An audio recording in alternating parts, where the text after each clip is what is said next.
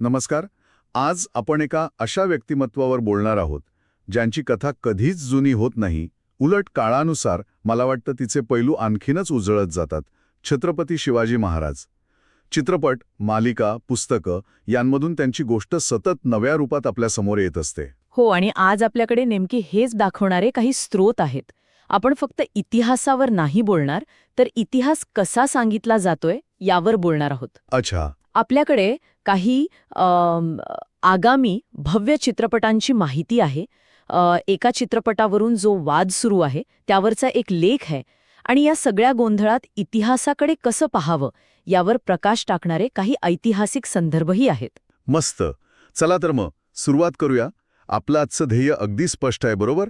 आजच्या काळात शिवाजी महाराजांची प्रतिमा कशी घडवली जात आहे, या प्रतिमेवरून वाद का निर्माण होतात, आणि या वेगवेगळ्या कथांच्या मागे दडलेला इतिहासाचा नेमका अर्थ काय आहे.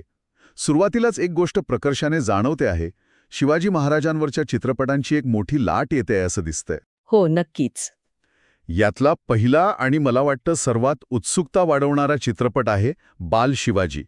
2026 मध्ये प्रदर्शित होणार आहे. आणि दिग्दर्शन करतायत रवी जाधव, राष्ट्रीय पुरस्कार विजेते. हो, आणि मुख्य भूमिकेत आहे सैराट फेम आकाश ठोसर. आणि या चित्रपटाची संकल्पनाच खूप वेगळी आहे. हा चित्रपट महाराजांच्या वयाच्या 12 ते 16 वर्षांपर्यंतच्या आयुष्यावर आधारित असेल. म्हणजे स्वराज्याची शपथ घेण्यापूर्वीचा तो काळ. अगदी, तो जडणघडणीचा महत्वाचा काळ. आपल्या सूत्रांमध्ये एक खास गोष्ट नमूद केली आहे की दिग्दर्शक रवी जाधव यांनी या विषयावर तब्बल 8 वर्ष संशोधन केलं आहे. 8 वर्ष? हे ऐकूनच चित्रपटाचा आवाका लक्षात येतोय. पण मला एक प्रश्न पडतोय. आत्तापर्यंत आपण महाराजांना एक महान योद्धा, एक कुशल प्रशासक म्हणून पाहिलं आहे. बरोबर. मग आता अचानक त्यांच्या बालपणावर, त्यांच्या जडणघडणीवर लक्ष केंद्रित करण्यामागे काय विचार असेल? हा एक नवीन ट्रेंड आहे का? तुम्ही अगदी योग्य मुद्दा पकडलाय. हा नक्कीच एक नवीन आणि महत्वाचा ट्रेंड आहे. आता केवळ हिरोवर नाही, तर हिरो कसा घडला यावर, तंतोतंत यावर लक्ष केंद्रित केलं जात आहे. आपण याला ओरिजिन स्टोरीचा ट्रेंड म्हणू शकतो. स्वराज्य जनली जिजामाता ही मालिका आठवते? प्रचंड लोकप्रिय झाली होती. हो हो, तिचा संपूर्ण भर याच गोष्टीवर होता. महाराजांची जडणघडण आणि विशेषतः जिजाबाईंची भूमिका. अगदी. आणि हाच धागा आपल्या स्रोतांमधील एका AI निर्मित YouTube मालिकेतही दिसतो. अच्छा. त्यात तर अगदी स्पष्टपणे दाखवले की जिजाबाईंनी लहानपणीच, म्हणजे अंगाई गीतांमधून आणि रामायण महाभारताच्या कथांमधून शिवाजी महाराजांमध्ये स्वराज्याचे बीज पेरले. वाह. त्या मालिकेतील एक वाक्य खूप महत्वाचं आहे. शस्त्रापेक्षा शास्त्र श्रेष्ठ आहे. ही शिकवण त्यांना लहानपणीच मिळाली होती. म्हणजे आता कथा फक्त तलवारीची नाही, तर त्या तलवारीला दिशा देणाऱ्या विचाराची सांगितली जात आहे. बरोबर. आणि या सगळ्याचा अर्थ असा आहे की आता जिजाबाईंकडे केवळ राजाची आई म्हणून नाही, तर इतिहासातील सर्वात महान शिल्पकार म्हणून पाहिलं जातंय. त्या एका मुलाला वाढवत नव्हत्या, तर त्या एका क्रांतीच्या विचाराला, एका युगाच्या निर्मात्याला आकार देत होत्या. आजच्या प्रेक्षकांना कदाचित हेच पाहण्यात जास्त रस आहे. हे ऐकल्यावर मला वाटतंय की आपण ज्याला ट्रेंड समजतोय तो खरं तर तो एक ऐतिहासिक चक्र आहे जे पुन्हा फिरून आपल्यासमोर आलंय. हो. फक्त आता माध्यम बदललंय, व्यासपीठ मोठं झालंय, पॅन इंडिया झालंय. आणि हेच आपल्याला दुसऱ्या चित्रपटाच्या घोषणेत दिसतं, द प्राईड ऑफ भारत. हो, आणि यातली सर्वात मोठी बातमी म्हणजे कांतारा फेम कन्नड अभिनेते रिषभ शेट्टी छत्रपती शिवाजी महाराजांची भूमिका साकारत आहेत. ही खूप मोठी बातमी आहे. हो ना. हा चित्रपट 21 जानेवारी 2027 रोजी प्रदर्शित होणार आहे. हे कास्टिंगच सांगून जातं की हा चित्रपट केवळ महाराष्ट्रापुरता मर्यादित नाही. निश्चित. रिषभ शेट्टींना घेणं हा एक जाणीवपूर्वक केलेला निर्णय आहे. त्यांची ओळख आता संपूर्ण भारतात आहे. बरोबर. आणि दिग्दर्शक संदीप सिंग यांचं एक वाक्य या स्रोतांमध्ये आहे जे या चित्रपटाचा उद्देश अधिक स्पष्ट करतं. ते म्हणतात, शिवाजी महाराज एक परिवर्तनशील व्यक्तिमत्व होते ज्यांनी संपूर्ण खंडाचं भवितव्य बदलले. संपूर्ण खंड हा शब्दप्रयोग खूप महत्वाचा आहे. बरोबर. इथे राज्य किंवा देश नाहीये, तर खंड म्हणजे कॉन्टिनेंट हा शब्द वापरलाय. यातून हे स्पष्ट होतं की त्यांना महाराजांना केवळ एक मराठा राजा म्हणून नाही, किंवा फक्त भारतीय नायक म्हणूनही नाही. अगदी. त्यांना एका जागतिक स्तरावरील गेम चेंजर म्हणून सादर करायचं आहे. ही कथा महाराष्ट्राच्या किंवा भारताच्या सीमा ओलांडून नेण्याचा हा प्रयत्न आहे. पण एक मिनिट थांबा.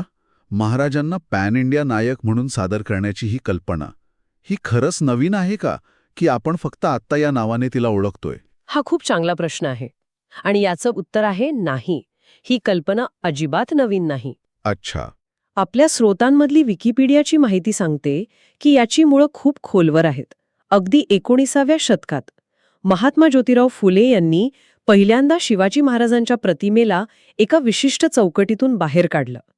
त्यांनी महाराजांना कुळवाडी भूषण म्हणजे शूद्रांचा राजा म्हणून सादर केलं आणि त्यांची ओळख बहुजन समाजापर्यंत पोहोचवली. वा, म्हणजे प्रतिमेच्या विस्ताराची सुरुवात तिथून झाली?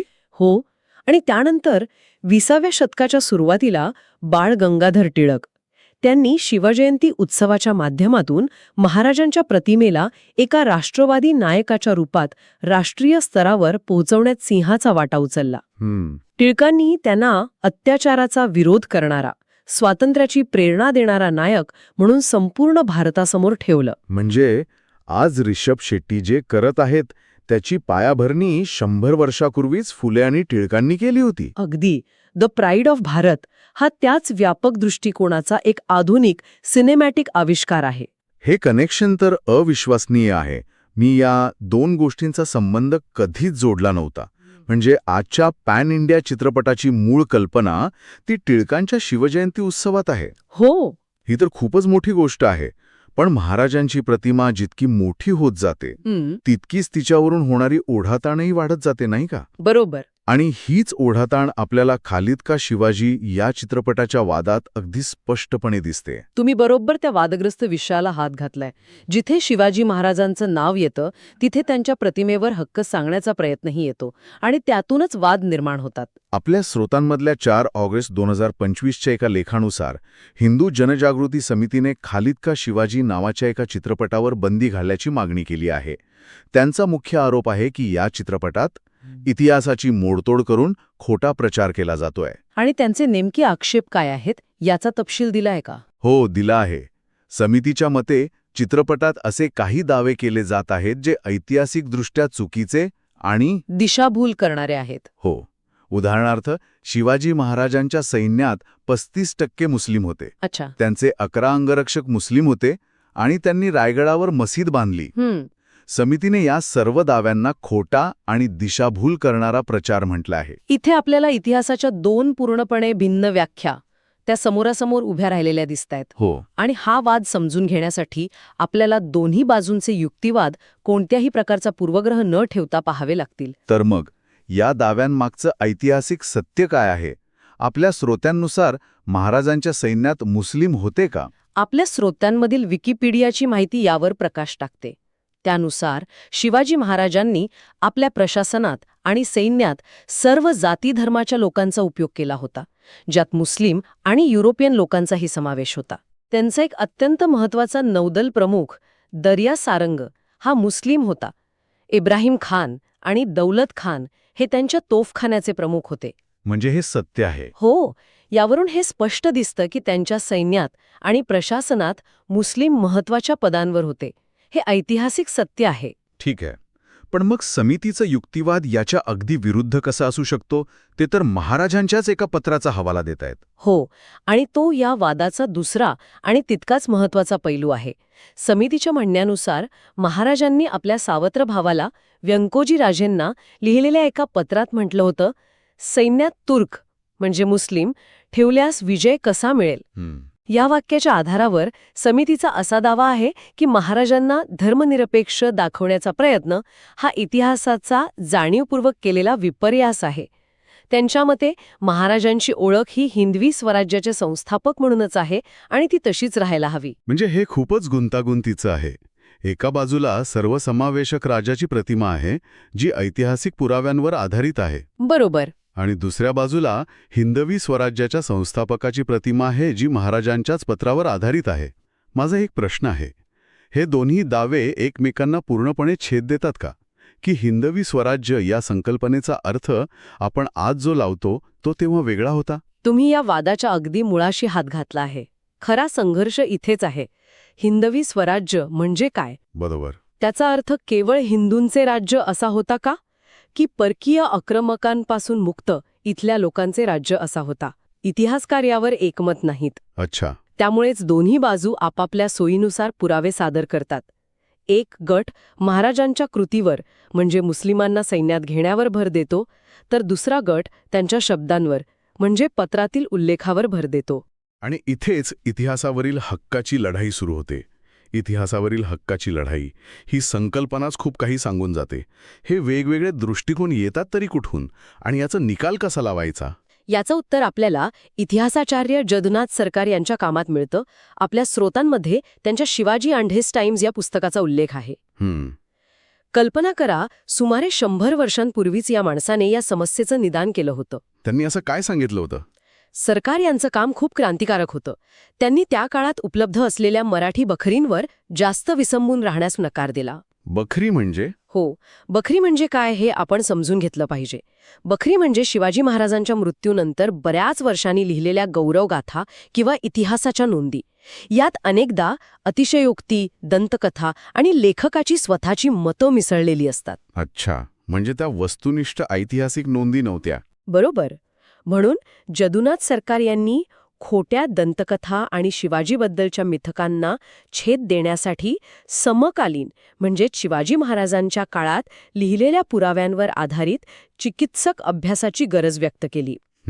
आणि सगळ्यात महत्त्वाचं म्हणजे त्यांनी तत्कालीन पर्शियन आणि इंग्रजी नोंदींना अधिक महत्त्व दिलं. एक मिनिट, पर्शियन आणि इंग्रजी नोंदी हे तर शिवाजी महाराजांच्या शत्रूंनी लिहिलेले स्रोत झाले. ते तर अधिक पक्षपाती नसतील का? वरकरणी तसंच वाटतं आणि हाच सरकार यांच्या कामावर मुख्य आक्षेप घेतला जातो. पण सरकार यांचा युक्तिवाद खूपच तर्कशुद्ध होता. कसा? ते म्हणायचे की तुमचा मित्र तुमच्याबद्दल लिहिताना अतिशयोक्ती करू शकतो, पण तुमचा शत्रू तुमच्या सामर्थ्याबद्दल किंवा विजयाबद्दल जे काही लिहील ते नाईलाजाने लिहिलेलं सत्य असतं. खरंय? कारण तो ते नाकारूच शकत नाही. कल्पना करा, 100 वर्षांपूर्वी कोणीतरी म्हणतंय की आपल्याच लोकांनी लिहिलेल्या गौरवगाथांवर आंधळा विश्वास ठेवू नका, उलट शत्रूंनी तुमच्याबद्दल काय लिहिलंय ते तपासा. हे किती धाडसाचं आणि त्या काळासाठी किती वादग्रस्त विधान असेल. खरंच, म्हणजे सत्य शोधण्यासाठी आपल्याला आपल्या सोयीच्या कथांच्या पलीकडे जावं लागेल असं त्यांचं म्हणणं होतं. आणि ही चिकित्सा न झाल्यामुळेच कदाचित वेगवेगळ्या गटांनी महाराजांना आपापल्या विचारसरणीनुसार सादर केलं असावं. तंतोतंत. आणि इथेच आपल्याला या सगळ्या चर्चेचं सार मिळतं. शिवाजी महाराज हे इतिहासातील एक व्यक्ती नसून एक आरसा बनले आहेत. वा. प्रत्येक विचारसरणी, प्रत्येक गट त्या आरशात पाहतो आणि त्यांना स्वतःचं प्रतिबिंब दिसतं. ज्योतिराव फुले यांना त्यात बहुजनांचा नायक दिसतो, टिळकांना राष्ट्रवादी नेता दिसतो आणि हिंदुत्ववादी कार्यकर्त्यांना हिंदू संरक्षक. आणि खालीद का शिवाजीवरून होणारा वाद हा केवळ एका चित्रपटाबद्दल नाहीये. नाही, तो वाद त्या आरशावर कोणाचा हक्क आहे याबद्दल आहे. म्हणजे हा वाद काही नवीन नाही, तो याच परंपरेचा एक नवीन अध्याय आहे. अगदी. आणि हे वाद किती तीव्र आणि हिंसक असू शकतात हे आपण अमेरिकन लेखक जेम्स लेन यांच्या पुस्तकावरून झालेल्या वादाच्या वेळी अनुभवलं आहे. हो, आठवतंय. त्या प्रकरणामुळे पुण्यातील भांडारकर संस्थेवर झालेला हल्ला हे याचं एक ज्वलंत उदाहरण आहे. शिवाजी महाराजांची प्रतिमा हा एक अत्यंत संवेदनशील विषय आहे आणि त्याच्याशी जोडलेल्या भावना खूप तीव्र आहेत. खरंय. तर आजच्या या चर्चेतून एक गोष्ट अगदी स्पष्ट झालीये. शिवाजी महाराजांची कथा पुन्हा एकदा मोठ्या पडद्यावर मोठ्या स्वरूपात येते आहे. बाल शिवाजीमधून त्यांच्या जडणघडणीचे दिवस, त्यांच्या विचारांची मूळ आपल्याला पाहायला मिळतील. तर द प्राईड ऑफ भारतमधून त्यांना एका पॅन इंडिया नायकाच्या रूपात सादर करण्याचा प्रयत्न केला जाईल. आणि त्याचवेळी खालीद का शिवाजीसारख्या चित्रपटांमुळे त्यांच्या ओळखीवरून, विशेषतः त्यांच्या धार्मिक धोरणांवरून वादळ निर्माण होत आहे. हे चित्र दाखवतं की ही केवळ मनोरंजनाची किंवा बॉक्स ऑफिसची लढाई नाहीये, तर ही इतिहासाच्या अर्थासाठीची लढाई आहे. लिहिण्यासाठी पर्शियन आणि इंग्रजी साधनांचा वापर केला. हो. ही साधनं त्यांच्या शत्रूंनी लिहिलेली होती, ज्यांनी महाराजांना वेगळ्या, अनेकदा नकारात्मक दृष्टिकोनातून पाहिलं होतं. आणि तरीही त्यांनी ते धाडस केलं, कारण सत्याला अनेक बाजू असतात हे त्यांना माहीत होतं. बरोबर. मग आज जेव्हा चित्रपट निर्माते, लेखक आणि आपण प्रेक्षक म्हणून महाराजांची कथा पुन्हा पुन्हा पाहतो आणि सांगतो, तेव्हा आपल्या मनात घट्ट बसलेल्या प्रतिमांना आव्हान देणाऱ्या, आपल्याला अस्वस्थ करणाऱ्या साधनांचा अभ्यास करण्याची आपली कितपत जबाबदारी आहे? आपल्या सोयीचा आणि आपल्याला आवडणारा इतिहास स्वीकारणं सोपं आहे, पण जो इतिहास गुंतागुंतीचा आहे, जो आपल्याला प्रश्न विचारायला भाग पाडतो, त्याचा सामना करण्याची तयारी आपण ठेवली पाहिजे का? हा विचार करण्यासारखा